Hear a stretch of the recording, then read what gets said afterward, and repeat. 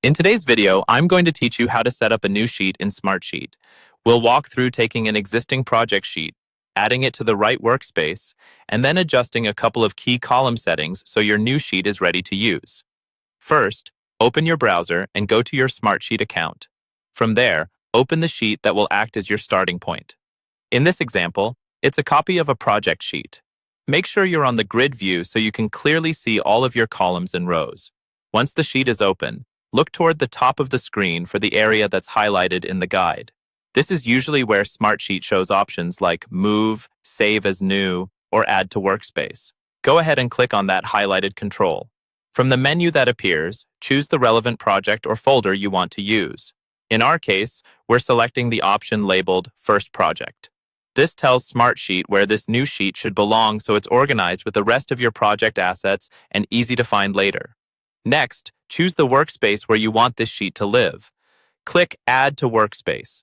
This will open a panel showing the available workspaces you have access to. Select the correct one for your team or client, then confirm your choice. You'll now see an option related to how this sheet is stored. Choose the appropriate location, then click on the option labeled Table. This ensures you're working with a standard grid-style sheet, which is ideal for most project tracking and task management. When you're happy with the setup, click Save. Smartsheet will create or place the sheet in that workspace and refresh to show your updated view. With the sheet created and saved, it's time to tweak a few column settings. Click into the highlighted column header in your sheet. You may see several highlighted areas in the guide. These simply indicate different columns that need similar adjustments. For each one, click the column header to open the column menu. From the drop-down, choose Column Properties. This is where you control the column type and behavior. For columns that should accept general information, like task names or notes, set the type to text number. Click OK or Apply to save that change. Repeat this process for the next highlighted column.